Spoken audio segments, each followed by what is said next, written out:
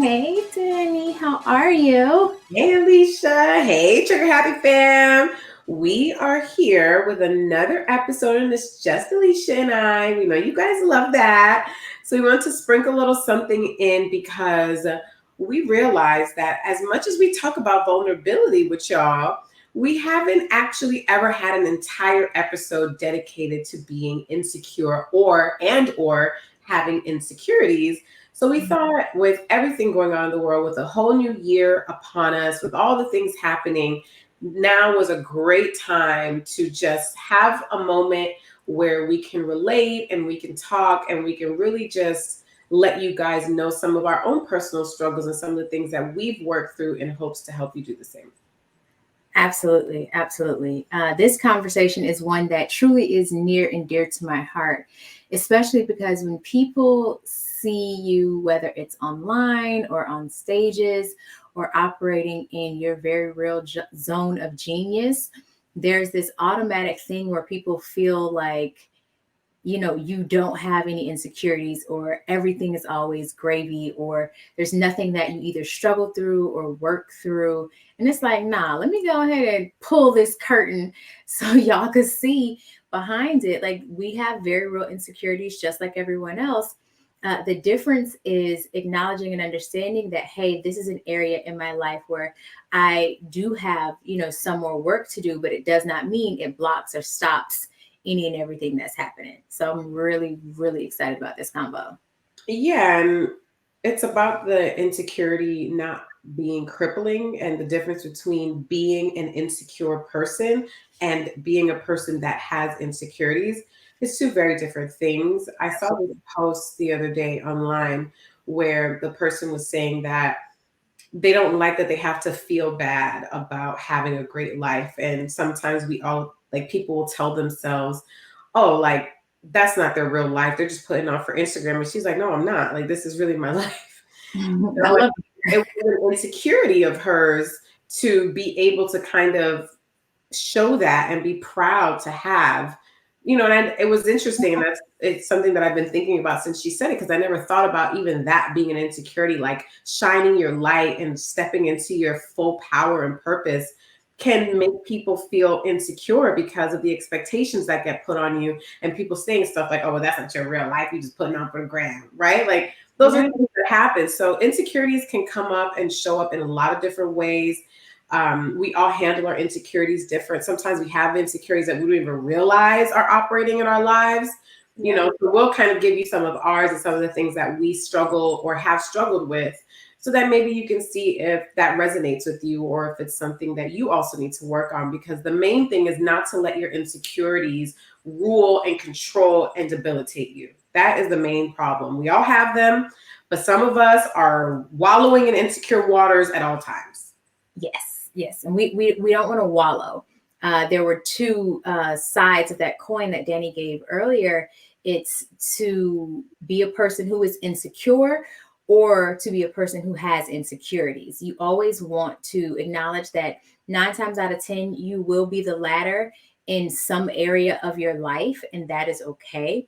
But like Dani was saying, that wallowing, that to where you have just taken on, it is now a coat of armor for you. Part of your personality. Yeah, like you just decided, like, yo, this is just what it is, this is what we're doing. And it's like, you don't want to be there, you don't want to be in that place and space, because what happens is as you start to move about the world, you become kind of like a bleeding fish in shark infested water, Mm. where those who are looking for the meat that you got, they gonna come find you, because as you're swimming along doing all the things, you're leaving behind a trail of insecurities. And it is like a beacon to folks who like to prey on people who are insecure. You become a beacon of light, and they just come to you and they overtake you. It's a thing. And they take advantage of you knowing that you have those insecurities. Absolutely. That's a very good way of putting it, because sometimes we don't realize that we're attracting a certain energy because of that. Like, we're attracting a certain mates, certain friends that are really just preying on us as opposed to really trying to partner with us. So that's a really important thing for people to kind of realize, that hey, why are all these people attracted to me? Is there something, am I bleeding in the water? Wow, that's really special. Okay, so let's dive in, because we're here for, what do you always say? We're here for a good time, not a long time. Not a long time. So what would you say are some of your major insecurities? Like some of the things that come up the most, the things that you've talked about in therapy, like what are the insecurities that are present, or when they were present, they were really in the driver's seat? Oh man. I think the biggest one for me, it was a double-edged insecurity, in that on one side of the coin, I felt that I wasn't enough. And then on the very other side of the coin, I thought that I was too much. And so when you're moving about the world thinking as though you're not enough, but you're also too much, it's a very confusing experience, because it's situational. So in relationships, I always felt that I was too much. And then just in life, in business, even though I was good, I felt like I wasn't enough. And so that constant inadequate energy that I would put out into the world would cause me to be connected to opportunities that did not fulfill me, that I would choose because that's the only energy that I knew. And then to relationships where people would literally tell me, hey, this is too much for me. I need you to kind of bring it down, so that I can actually be with you, or so that, we could be together. And moving about, because that was a major insecurity for me, when I decided that, what, it really is a butter for every bread. The people who fuck with me gonna fuck with me. The people who don't aren't, and I'm gonna be okay with that either way. I started to receive different types of opportunities. I started to receive, honestly, different types of relationships, and dating experiences that I would get in, because I no longer felt like I was in a constant state of inadequacy. It became to where, what, I'm good. I'm good. Does it ever still come up sometimes? Oh, absolutely. So I'm now in a new experience, and this is something that's very different for me. And we had gotten into a disagreement, because I don't like to argue, but we had definitely gotten into a disagreement where I immediately was just like, hey, this doesn't work for me, da da da da. And I'm like, I'm sending what I tell people not to do. I sent this paragraph of all the things and what I was pissed about.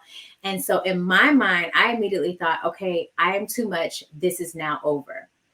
And his response was, okay, I'm hearing what you're saying. There's a lot of emotion that's in this. So let's give ourselves a moment to breathe through this. And then we're going to come back and have a conversation about it, because I want to make sure I'm hearing you and you're hearing me. And we're not saying things to hurt the other person. And I was just like, oh. Because in my mind, I thought that because we've had this disagreement and because of my response to it, I am too much. It is over. It is finished. And he was just like, no, like, we just gonna breathe real quick. We'll come back. And so it comes up every once in a while to where I feel like, okay, being who I am means I won't be accepted. So I'm gonna just have to try and burn it up before they come in and finish things with me. Does that make sense? Yeah. Yeah. So you like self-sabotage. Mm-hmm. Absolutely. Before they leave because you're too much in your head. Mm-hmm. Yep. That's a big one for me. What about you? Like, what's a major one that I don't have enough time in this episode to talk about all my insecurities. I have so many. And I feel like people don't ever believe that about me, but it's like, oh, they're there for sure. I mean, I don't know who doesn't have them. It's just like I said, some of us just use them and they just affect us differently. It's like an illness, like, or like an allergy to food. Like some people die from peanuts, some people get high, some people get, like, we have these things that affect us, but it's just really about how you process it and how you kind of navigate through it. Absolutely. Something that I noticed about myself. I've always noticed it about myself, but lately it's been starting to bother me. And I don't know how to classify it in an insecure category, but maybe I'll tell you and then you can classify it or help me kind of figure out how to classify that. Okay. So I don't know if it's like a being liked thing. I don't know, but I'm sure we'll figure it out together. So something that I do, and I realize that I've always done it, but for some reason, and like for the last maybe 6 months or so, the fact that I do it, I hate it, right? So if I am out with a group, or if I am out with a person, or if I have an extended long conversation with someone, I always, after the conversation, am playing back everything in my head that we spoke about and wondering how I came off, and wondering if I said this, or wondering if I said that, or wondering if that person feels differently about me now after the conversation. And wonder, like, it's like this thing that I know I've always done it. And I think it's always just been like in my brain, just a part of my personality. But nowadays I don't like it. And I'm questioning, like, why do I care, like, how I came off, or why do I care?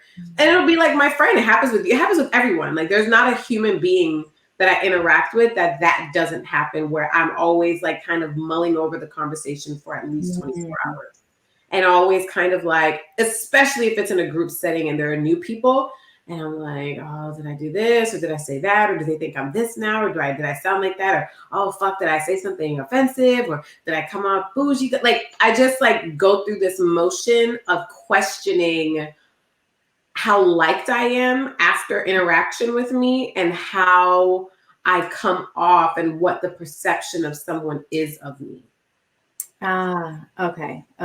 After spending time, to the point where sometimes I won't want to spend time, or I won't want to talk, for wanting to avoid that altogether. Oh, wow. So I feel like To like go in like my little like torture chamber of like what's like, because it's just like, oh my God, if I talk to them, then I'm gonna feel like this after. I usually, again, it's about how much it controls me. I usually can push through it, and I can usually like kind of process my way out of it, but it usually takes me a couple days. Like, it's not immediate. Like, it takes me a hot minute. oh, wow.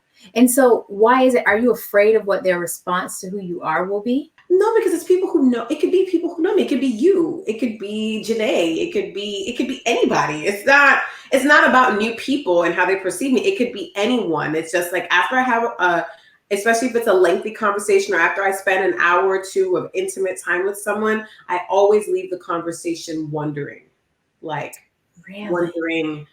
they were thinking about the conversation, what they were thinking about me, what they were thinking about what I said. I don't know what that is. I can't recall a time in my life that I haven't been that way. I'm just now kind of realizing that might be weird. I was like, but maybe everybody does it. Is it just me? I don't know.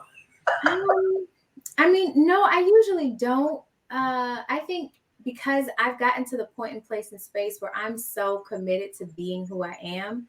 Yeah. If you rock with it, you rock with it. If you don't, that's okay. Like, I'm not for everybody, and that's okay. So maybe it just ties into my insecurity of just like caring what people think.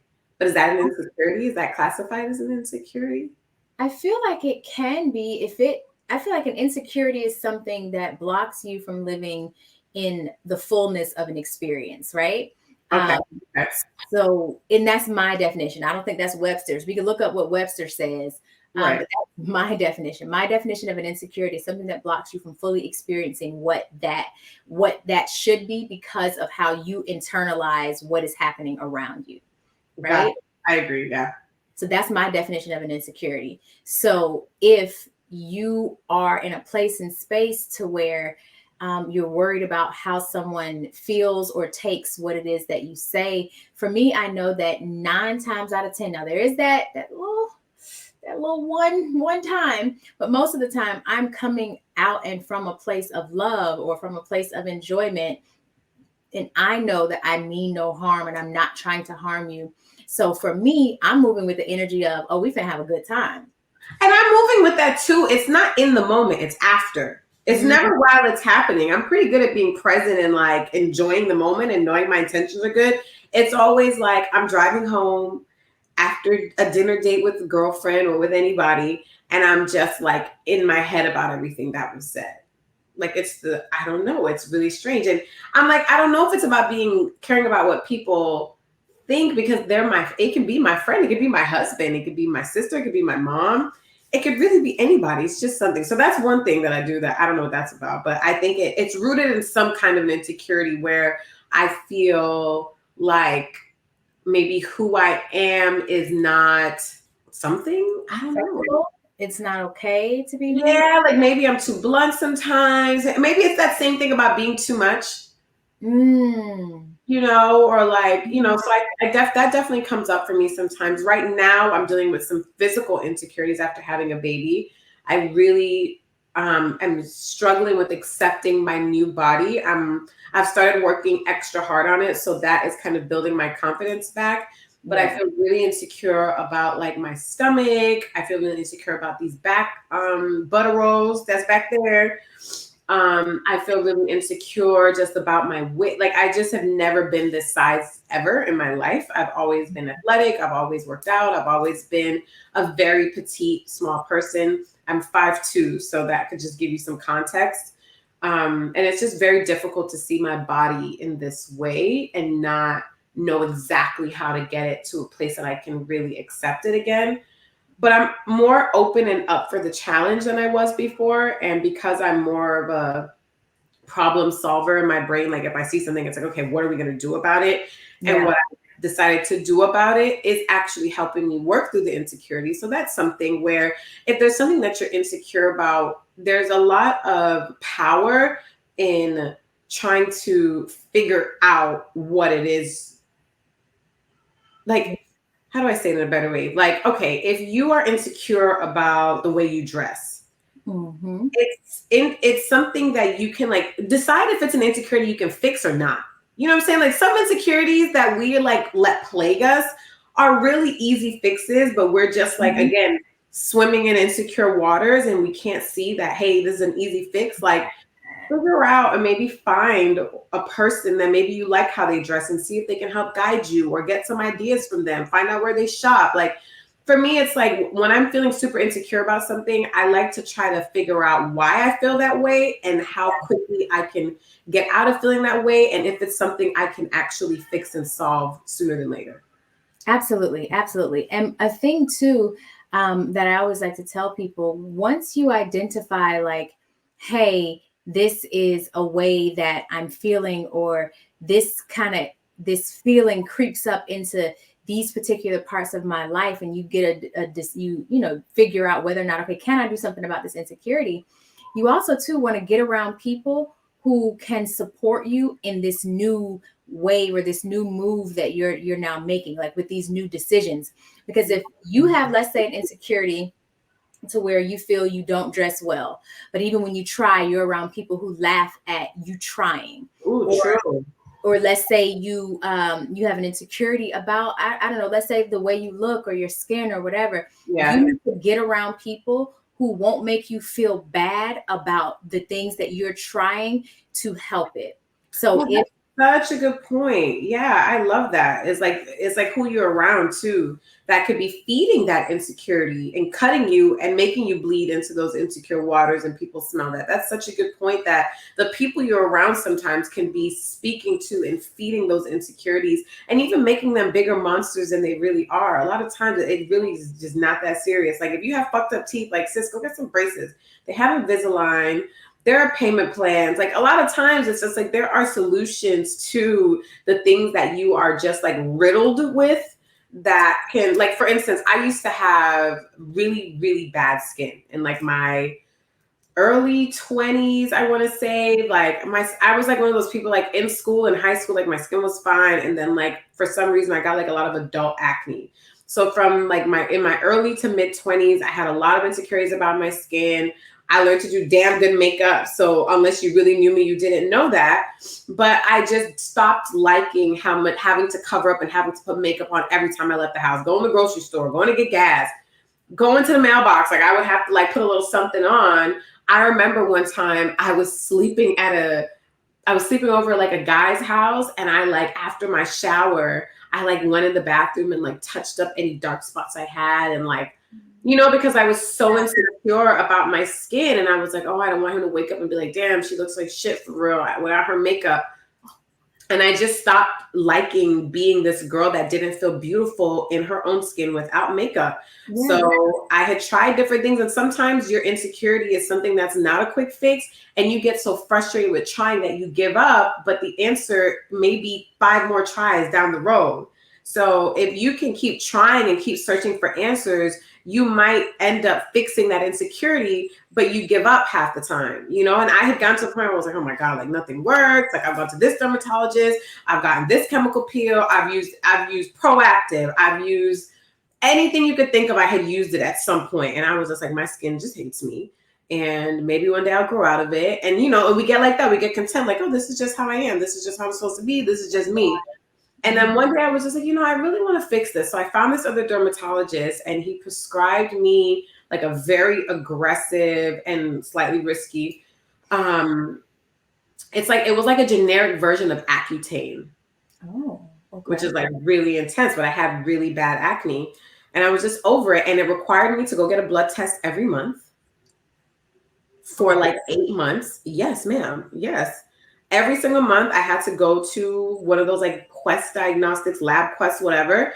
I had to go get a blood test because the medication can like do some kind of damage to your liver or something. So every month they had to check to make sure that your vitals and everything were good. Like it's that intense. So every month I was getting stuck with needles, taking this nasty ass pill that sometimes it made me nauseous. If I took it, I couldn't drink within a certain amount of hours. Like it was a lot out of me to go through this process. But afterwards, my skin was 100% clear. And that was years ago. And I still have really good skin. And now I know how to manage my skin in a different way. And I don't have to wear makeup all the time. And I feel great now about my skin. It's not an insecurity anymore. So you know what I mean? It's like it took a little bit more out of me to fix it than I wanted to do. But after kind of pushing through it, I feel better about that part of myself. Like what you just heard? Want some more? Make sure you're subscribed for the full access behind the scenes community view on our Patreon. Or if you love Apple, you can also subscribe there. And you can do so by going to triggeredafpodcast.com. You can use the top banner, or you can go ahead and click those first 2 buttons to subscribe exactly where you want to. Continue to share all of our podcasts with your friends, with your family members, and you can continue to watch just 30 minutes on YouTube now. So if you want the full episode, you better subscribe. We will see you soon as a member of our tribe. We cannot wait to continue these conversations. Bye, Trigger Happy Fam.